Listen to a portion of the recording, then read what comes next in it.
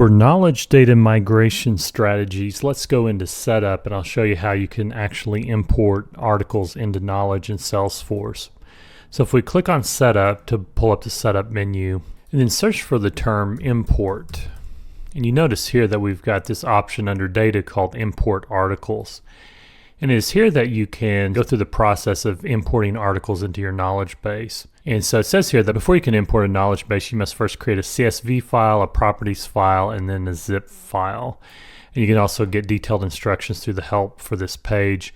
And so they delineate and give examples of the different steps involved here through step 1 of creating a CSV file. You can also download a sample here through these links. And so if you click on this, this will open in a new tab. And so you can right click that link though and save that locally if you wish. And so I'm going to go ahead and save that. Just going to save that to my downloads folder. And then for step 2, you can specify the import parameters. And so that's a text file. And you can create a property file to specify import parameters such as the CSV separator, rich text encoding, or character encoding. This can get very involved, but I'm just going to download these for now. And I'll show you also in the knowledge implementation guide how they go into more details on just how involved this can get. And you really wouldn't go through the pain of importing knowledge articles unless you had hundreds of them to do.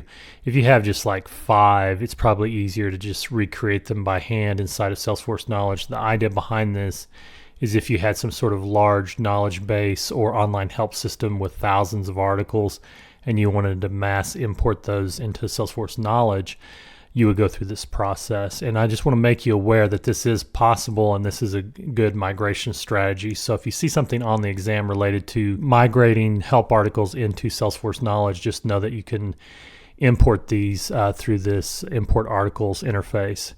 And so then finally you create a zip file, and that needs to include the CSV file, the property file, and then also any related HTML or image files. And so then the step 4 is you select the knowledge base, the record type, and the import zip file. And so for my knowledge base, I'm just going to select knowledge. And then for my zip file, what I did was I previously downloaded the sample text file and the sample CSV file. And then I right clicked on those two in my Finder and merged those into a zip file. And I created an archive.zip file. And so I'm going to import now. And what you can do then, if you scroll down, you can go through the article import queue to see the progress of your import. Now, I know I've got some sort of error or setting wrong in my zip file or my text file, for example. And so this did abort for me. So you can go through the process of troubleshooting and trying to import knowledge articles or create your own if you wish. The main thing is though, that is how the import process is done, and that's all you really need to know about the knowledge data migration strategies is through this import article step. And so you've got your 4 different steps as far as having your CSV file and then having your import parameters, creating a zip file, and then selecting the knowledge base, record type, and import zip file. So now I'm going to find that section in the implementation guide that references how to import articles. I'll show you how involved this is.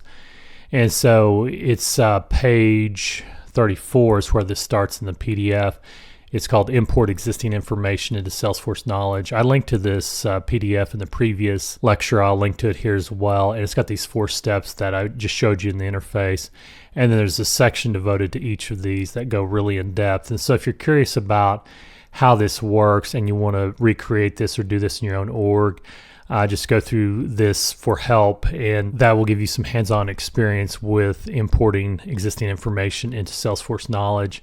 And there's a lot around the different limits and what you can't exceed as far as number of records and rows, and there's all sorts of limits here that you may run into. And also you can also import translations of these articles as well. And so now that we've covered data migration strategies and knowledge, let's talk in the next lecture about knowledge versus solutions.